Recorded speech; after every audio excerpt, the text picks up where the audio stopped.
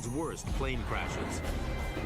And search for the breakthrough technology that's made your next flight a whole lot safer.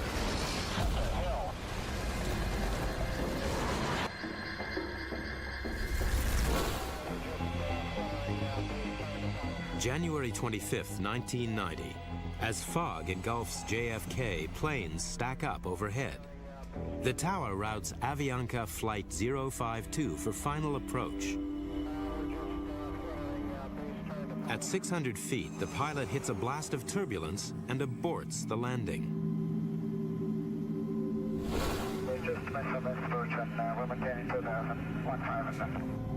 Then, the pilot relays bigger news. And now we're running out of fuel. The 707 is now running on fumes. Avianca 052, you have enough fuel to make it to the airport? Avianca 052, New York.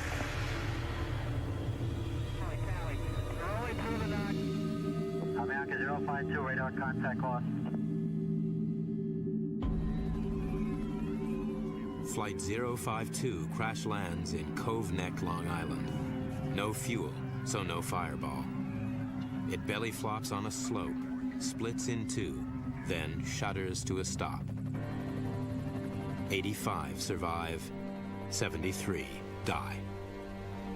When Barry Trotter and a team from the NTSB examine the wreckage, they make a chilling discovery. More should have survived. The majority of them died because the seats failed.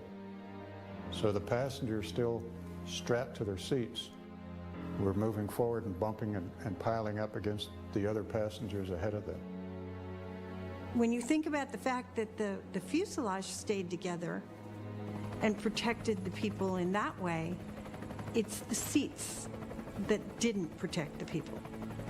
Their seatbelts stayed intact, and the rescuers said that all the seatbelts were attached, but with the seat not staying attached to the airplane, you lose all benefit, any protection of the restraint system, because you go flying with your seat.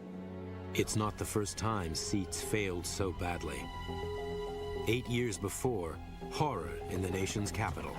Air Florida 90 came down in the Potomac River. Investigators have found the victims of the Air Florida disaster were not killed by the crash impact of the plane with the bridge or river. Instead, they died when almost all the seats broke loose. By the time of the Cove Neck crash in 1990, aviation has gone through a digital revolution. But back in the cabin, passengers are still living in the 1950s.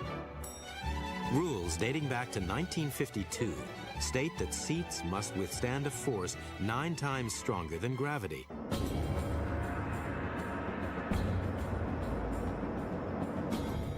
Here's how they tested a seat. Load it with a block of wood and pull it in all directions at 9 Gs. The problem with that test was that it was a static test. That means, in engineering terms, it was a slowly applied load. Of course, a crash is a very rapidly applied load. Throughout the 70s, engineers conduct all sorts of dynamic tests, but only on the airframe, not the seats. Not until 1981 does the FAA finally open a facility to dynamically test seats. One of our most spectacular videos that illustrates the problems with the 9G seats, we called it Flying Freddy. Freddy reveals the fatal flaws. The legs sit rigid in a lightweight track. On impact, the track buckles, and mayhem. The legs are cast from brittle steel. They can't absorb the kinetic energy thrown at them during the crash.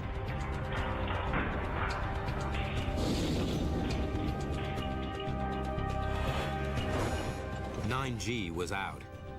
Seats had to withstand a stronger force. But how strong?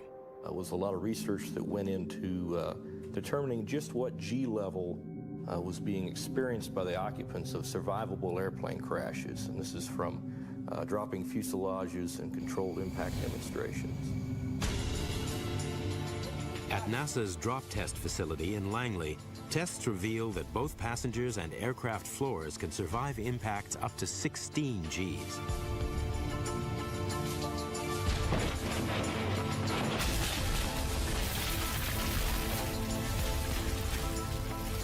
The FAA sets a new gravity goal, but faces an even tougher challenge.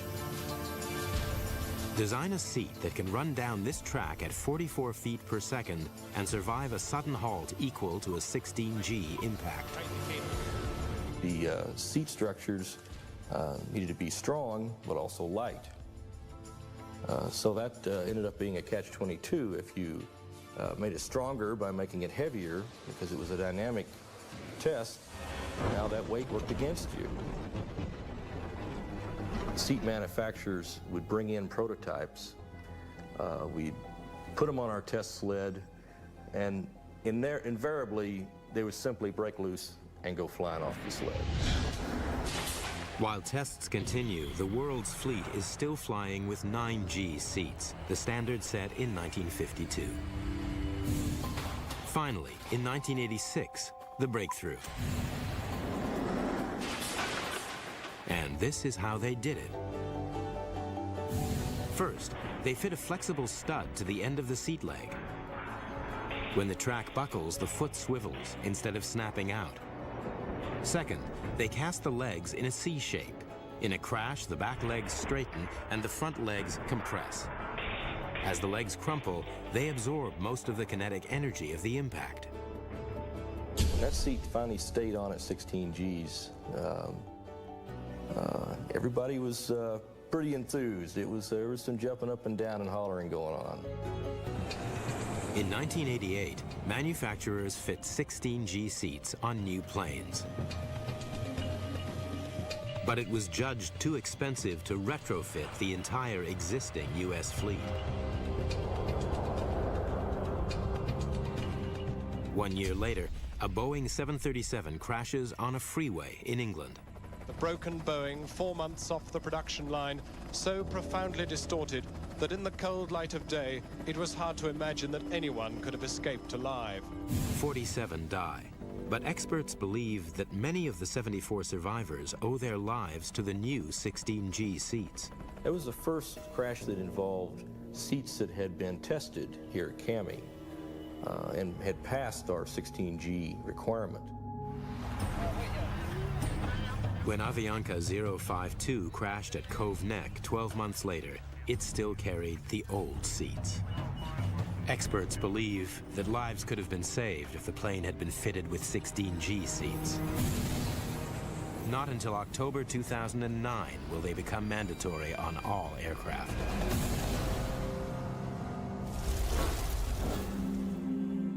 Los Angeles has always had some of the busiest skies in the country.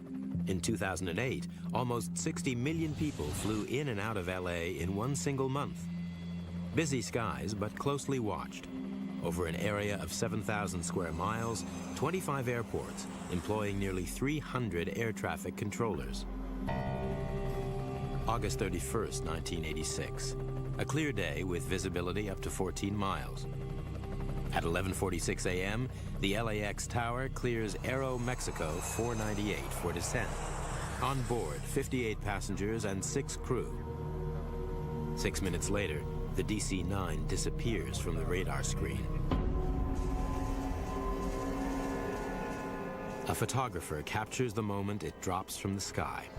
Talking about tons, literally tons of aluminum and parts coming down in a very uncontrolled fashion. The DC-9 crashes over the sprawling suburb of Cerritos. There's smoke, there's fire everywhere. It creates an enormous destructive path. It's carnage. Rescue teams quickly make a grim discovery. The wreckage is from 2 aircraft. In a schoolyard, they find the fuselage of a twin-seater Piper.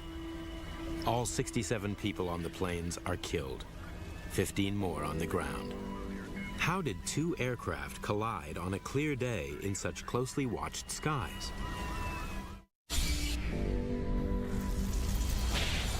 Two planes have collided in mid-air over Los Angeles. Investigators must probe why. They check the flight records and discover the Piper left Torrance Airport 12 minutes before the crash. It ascends to the wrong altitude and enters the LAX terminal control area, flying straight into the path of Aeromexico 498. The air traffic controller didn't know they were there. The Aeromexico crew clearly didn't know they were there, and the Piper, in all likelihood, believed that they were outside of airspace that would present them any danger. In fact, they weren't, and the collision occurred. All pilots learn the first rule of aircraft separation. It's called see and avoid, a method as crude as it sounds. In tests, it works barely half the time. Investigator and ex-pilot John Cox knows why. It is very difficult to see a small aircraft, particularly when they pose a threat to you, as they're oftentimes virtually head-on, so that they don't present a large profile, so it's very hard to see them. Two planes are flying over Arizona on a deliberate collision course. Closing with the other aircraft right now. He's about 17 miles ahead of us, and we're closing at about 400 knots, which is about 450 miles an hour. That means they're traveling at a combined speed of 900 miles an hour. They'll meet in seconds. Only now does the co-pilot spot the other aircraft. They've seen and have split seconds to avoid. He's off to the left there. If the pilots hadn't been looking for the other plane, they'd probably have collided. Human eye isn't very good at picking out little specks on the horizon. And if you're actually going to run into another aircraft, that little speck is not moving around at all. So it's extremely difficult to see, even on a clear day. The Massachusetts Institute of Technology has studied the effectiveness of see and avoid. The engineer in charge of the investigation is John Andrews. In the case of the Cerritos accident, the aircraft were closing at almost 300 knots. And what that means is that in order to see the aircraft in time to avoid, you would have to see it at about a distance of 1 mile. That's 13 seconds approximately before the collision. At a distance of 1 mile, the Piper aircraft, the smaller aircraft, was the same size as a US 1-cent coin at 40 feet. The drawbacks of see and avoid became clear in the 1950s as planes flew faster. In 1956, a mid-air collision over the Grand Canyon kills 128. At the time, it was the world's deadliest air crash. Research begins on the holy grail of air safety, a collision avoidance system. But work stops after 6 months. The technology just doesn't exist. By the late 1970s, however, avionics had moved on. Aircraft now carry a device called a transponder to avoid mid-air collisions. Using transponder beacons, air traffic control can track a plane's location, altitude, and call sign via ground receivers. But the advance is not foolproof. Pilots must rely on air traffic controllers for a warning. 1978.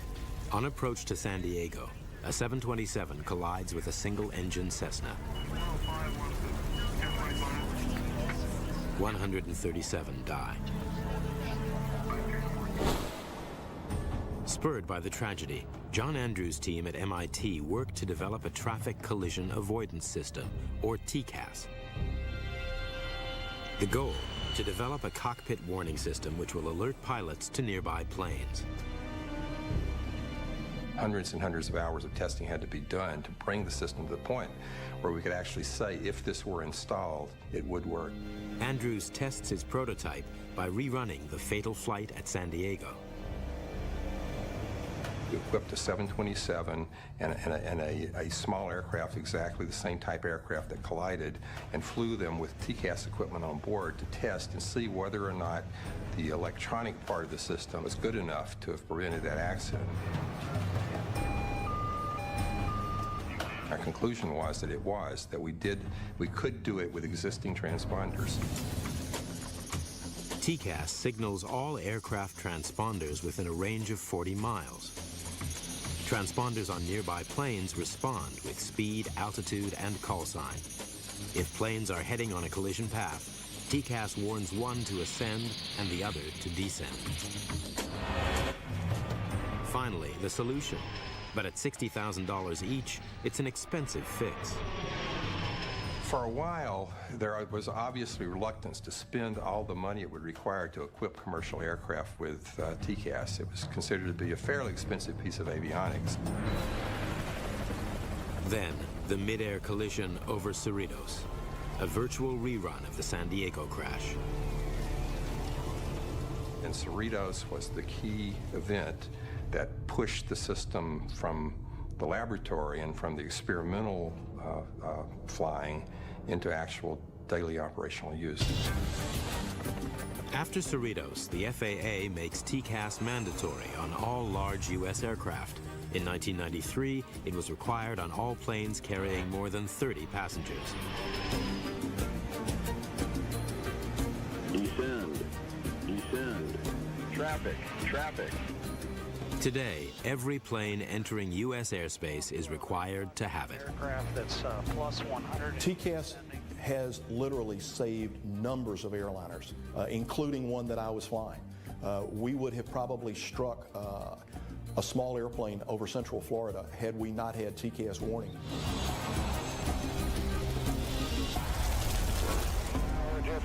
June 1st, 1999. American Airlines 1420 from Dallas-Fort Worth makes its final approach into Little Rock. As they head toward runway 4R, they fly into a tempest. It was a very stormy night, and the airplane was late, very late. They landed on a rain-flooded runway in very high wind conditions. Had to land on the high side of the speed threshold because of all the events going on around him. And went off the side back to the center. And he went off the end going quite fast. 146 lives hang in the balance. Little Rock, Arkansas. A plane crashes in a severe thunderstorm. We just kept on going and we slid off. And all I remember is the stewardess screaming, "Brace." We started to turn the plane just started sliding. I just held on and prayed that, that I would see my parents. Most of the 146 on board survive. The pilot and 10 passengers die. The survivors have a lucky escape. The aircraft stopped just short of the Arkansas River. Investigators piece together the final moments. The plane left the runway at high speed, smashed into a lighting gantry, broke into 3 sections, and burst into flames. They conclude that the pilot shouldn't have landed during a level 6 thunderstorm, the most severe. The crash is classified as a runway overrun. Most of them never make the paper. Most of them are non-events other than the airplane went off and gets stuck in the mud. You see more serious ones also every year. Runway overruns happen alarmingly often. In the U.S. alone, one occurs about every 10 days. They happen on both takeoffs and landings and cause 1/4 of all aviation deaths. Southwest Airlines Flight 1455 skids off the runway in Burbank, California, stopping just short of a gas station. Federal authorities agree there ought to be something more than 82 feet between a speeding 737 and a crowded neighborhood. The FAA recommends that runways add a 1,000-foot safety runoff.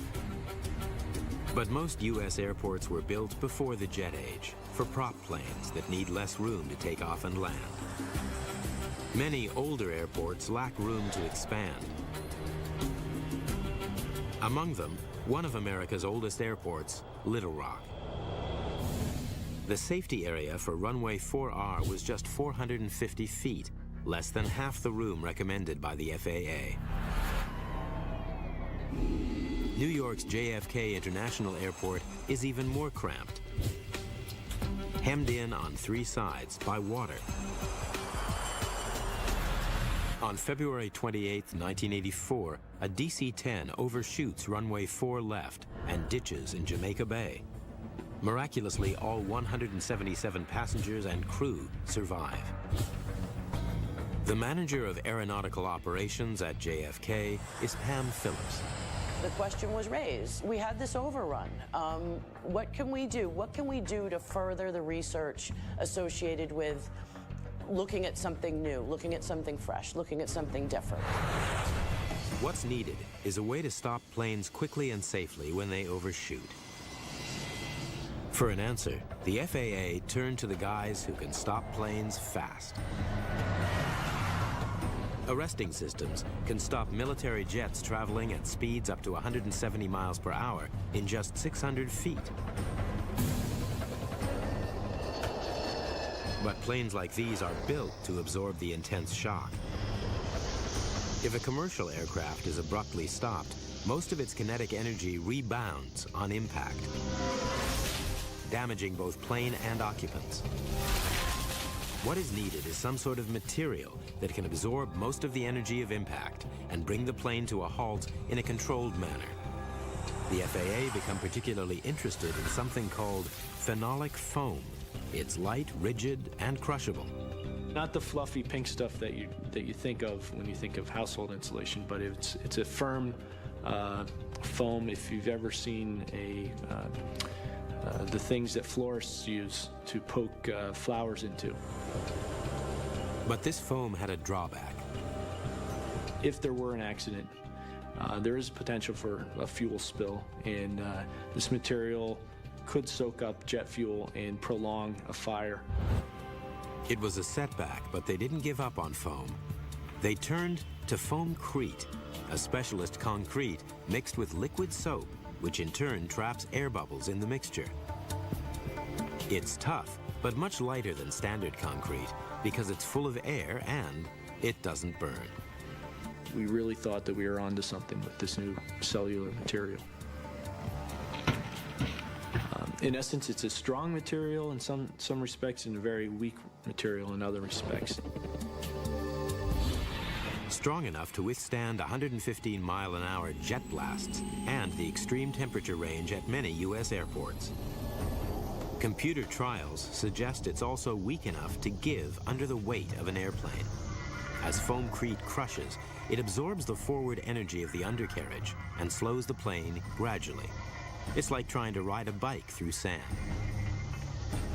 It works in theory, but how about on the runway? The big day was back in May of 1996 when we had a 380-foot long, 40-foot wide bed built. We actually had borrowed an FAA Boeing 727.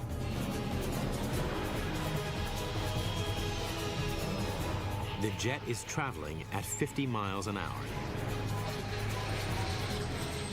We actually had a couple of our employees on the plane. The 727 hits the foamcrete at high speed. The landing gear absorbs the shock.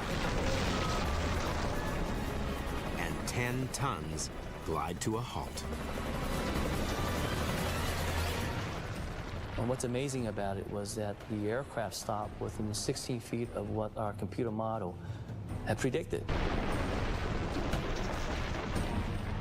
Everybody was just ecstatic about it, and having it stop like it was supposed to, that's all you could ask for.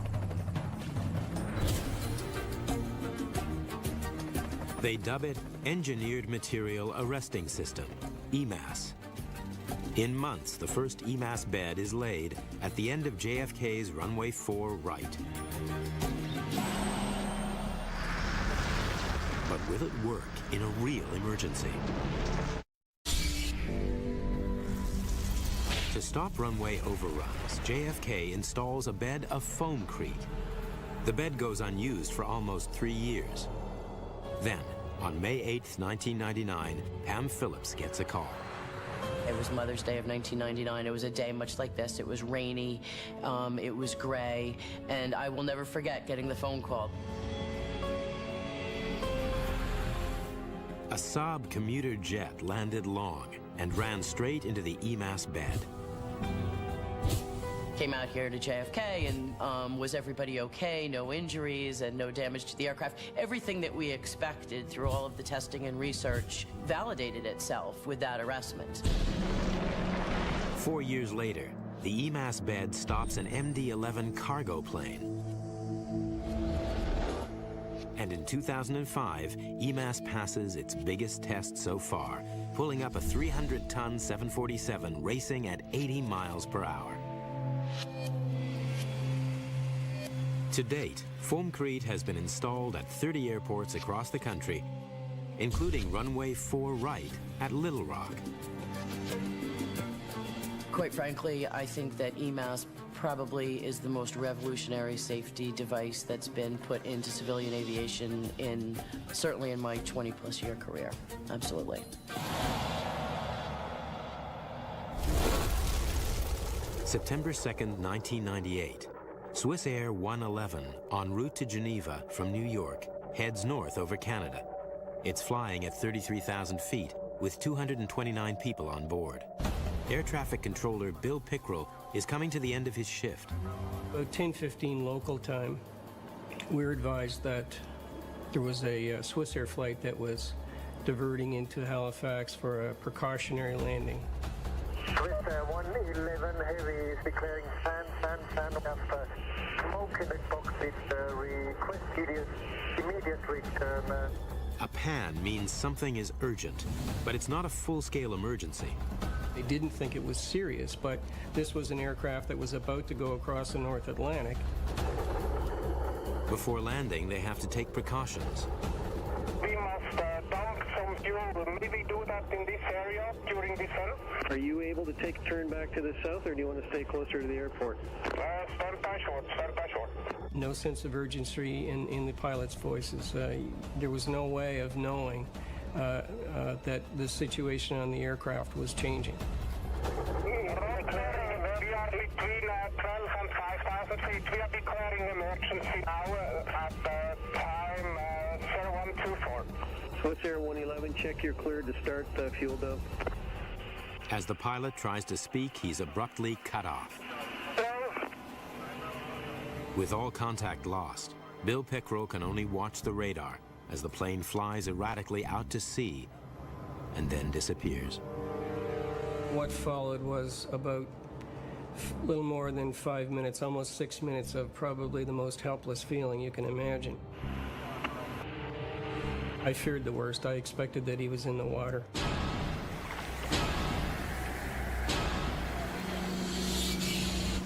Swiss Air 111 has plummeted into the Atlantic Ocean 6 miles off the coast of Nova Scotia. I heard a loud, it wasn't even an explosion, it was almost like an air wave sort of hit the top of the house and the windows shook. Local people rush to help. Among those watching the news is Larry Vance of the Canadian Transportation Safety Board.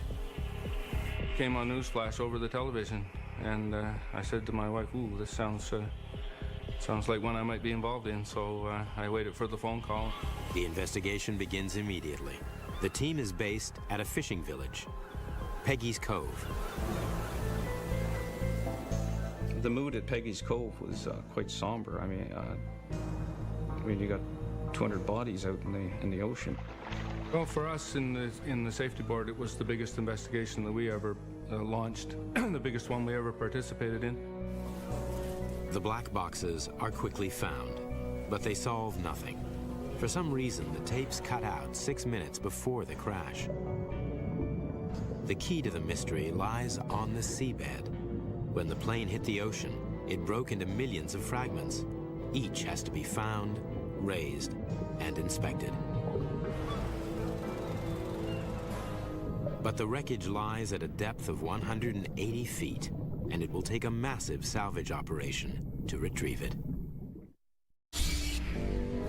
To solve the mystery of Swiss Air 111, investigators must salvage millions of pieces of wreckage. It's an immense operation, costing over $30 million. After 15 months, they recover 98% of the plane. In a hangar, each piece is carefully washed, sorted, and examined. But the first clue is the pilot's own words. Smoke in the cockpit, request immediate return. Much of the wreckage is blackened. There is molten plastic in the cockpit. The controls are burnt and the wiring destroyed. Evidence of a catastrophic fire, and the likely reason why the data recorders stopped working 6 minutes before the crash. To pinpoint the source of the fire, the team reassembles the front 30 feet of the plane. Well, we reconstructed the wreckage on the frame to understand the extent of the fire damage. We were trying to delineate where it started and where it ended. The reconstruction reveals that the fire began above the cockpit, in an area known as the attic, invisible to the crew. A hidden fire in an aircraft is one of the more dangerous things that you can have happen to you as a pilot or as a passenger. If you have a fire in an aircraft that you can't detect, that fire will, unless for some reason it self-extinguishes, the fire will spread through the aircraft and eventually it will bring the aircraft down. If the fire started in the attic, then the most likely cause is electrical. 150 miles of wiring runs through the plane. Thousands of them lie in the attic. After 4 years of careful scrutiny, they find the source of the ignition. A piece of wire from the in-flight entertainment system. Investigators believe that 2 wires chafed on a metal bracket, wearing away the insulation. An electric arc from the exposed copper then sparks the fire. The blaze destroys vital instrument cables. Out of control, the plane plummets into the sea. But the only material near the wiring is the plane's insulation blanket, and it's not supposed to burn. So how did the fire spread? Investigators zero in on the flame-proof material that covers the insulation. It's called metallized mylar. The industry standard tests, which are demonstrated here, show that when exposed to a flame, mylar shrinks but does not ignite. But there is a question mark about the test itself. There had been reports that despite the tests, metallized mylar was, in fact, flammable. The FAA devises a tougher test that more accurately replicates a plane on fire. It's called the Radiant Panel Heat Test. The results are shocking. Mylar burns. We were very much concerned, and we were concerned that there might be other incidents, and because of that, the FAA issued an airworthiness directive that would require the actual removal of metallized mylar from over 700 airplanes. Metallized mylar is yanked from all aircraft. Scientists look for a replacement that won't burn. They decide on a material called Kapton, a variation on the insulation used on electric wiring. Chemically, it has a makeup that produces a char when it is exposed to heat. This char is a factor in its fire resistance because a char prevents the material from igniting and burning. Kapton passes both the Bunsen burner test and the radiant panel heat test. It does not burn in either. But to be sure, the FAA subjects it to the ultimate test, 15 seconds in an 1800-degree flame. At these temperatures, the plane itself would melt, but the Kapton is only charred. The most important thing is that once the flame was removed, it did not propagate a fire and it self-extinguished immediately. Across America, this remarkable material, which lines the entire fuselage of a plane, will ensure that the horror of a hidden fire will never be repeated.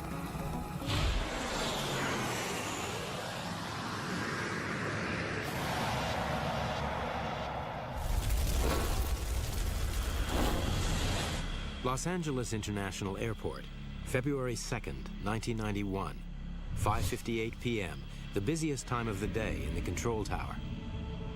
US Air 1493 is en route from Syracuse, New York.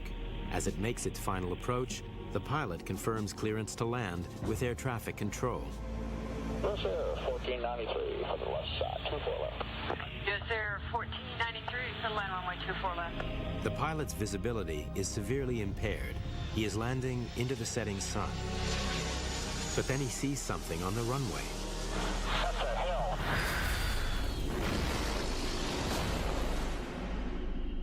When emergency crews arrive on the scene, they make a chilling discovery. Firefighters first on the scene didn't even know there was a second plane involved for at least 4 minutes.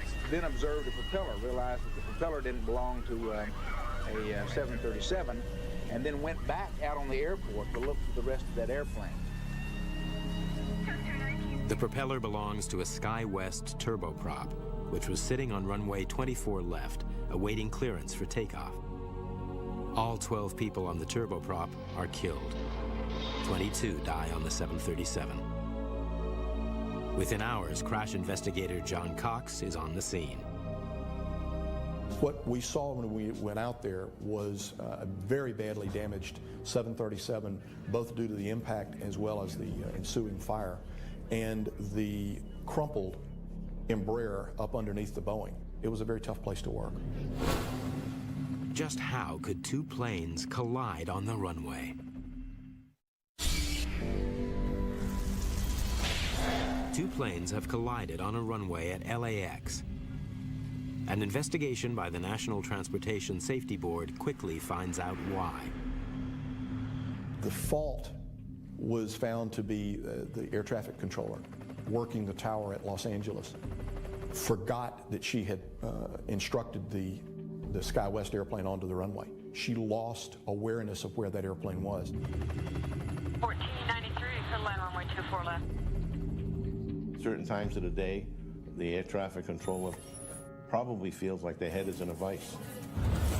On busy airports with airplanes coming and going, it's very easy for controllers to lose track of exactly where an airplane is. It's the controller's job to keep a safe distance between aircraft.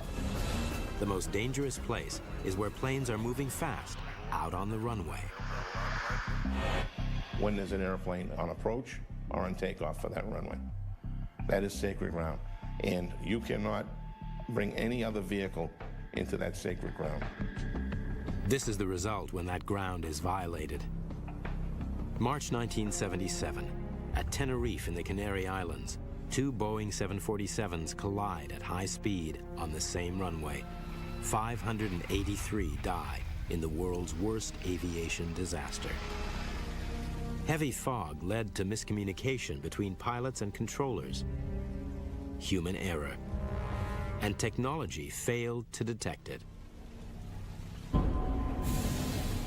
Controlling air traffic is one of the world's toughest jobs. 1500, cross 4 left, straight down the runway, ground point 9. Cross Delta, you can go left Bravo, because I'll give way. Cross American and Austrian and Qatar. JetBlue runner is waiting for you. Cross 4 left. Controllers at major airports, like New York's JFK, regularly handle up to 100 flights an hour.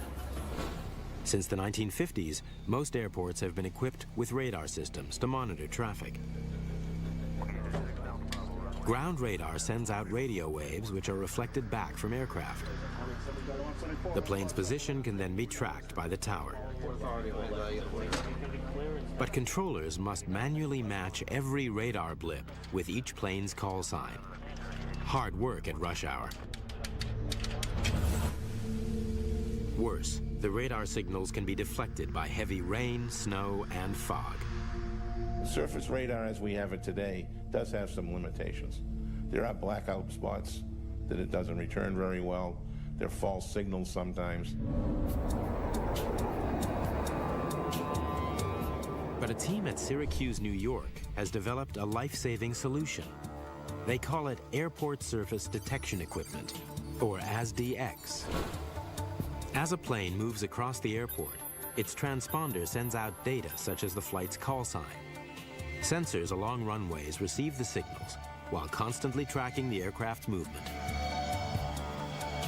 No blind spots, and the sensors work in all weathers. The data is relayed back to the tower and displayed on the ASDX monitor. Over a map of the airport, it continuously displays all traffic movement.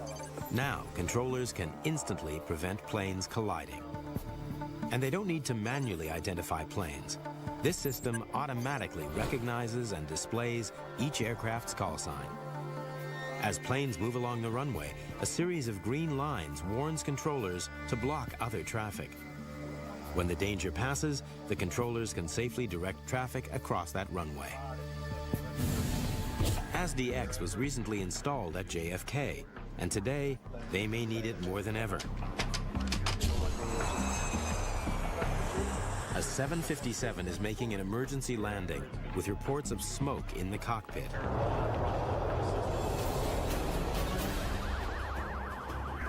You can contact ground on 121.9. He wants the vehicles to inspect the aircraft. Okay. Worst case? They're gonna blow away chutes, and all of a sudden got people all over the place. So we're gonna want to make sure we don't have anybody. We'll try and keep all airplanes off Alpha and Bravo. If passengers need to evacuate the plane, controllers may have to close runways. Yeah, I know. Yeah, I know. If they close a runway, the monitor displays a warning. If a plane approaches the runway, ASDX will sound a conflict alert. Warning, runway 22 left. Go around. In certain scenarios, it can provide as much as 15 seconds warning. In others, it can be less than 10 seconds. But what we have to understand is that even if it's less than 10 seconds, that is the difference between life and death. ASDX will greatly reduce the risk of a tragedy like U.S. Air Flight 1493 happening again. It has now been installed at 17 airports across the nation, including LAX. None have suffered a runway collision. Today, Boeing are developing the next step in collision warning systems in the cockpit. Here comes the 777 checks. These pilots are testing the system on a simulated journey across fog-bound San Francisco International. This guy's going to take off in front of us. They turn onto runway 19 left and wait for clearance to take off. Tower Boeing 001. I'm waiting for takeoff clearance.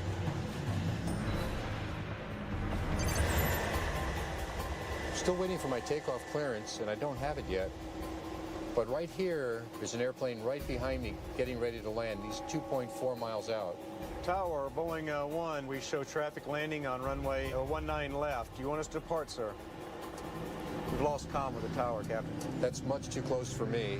Boeing 1 transmitting in the blind. We show traffic on our tail. We're exiting the runway. So within 1 mile, Captain.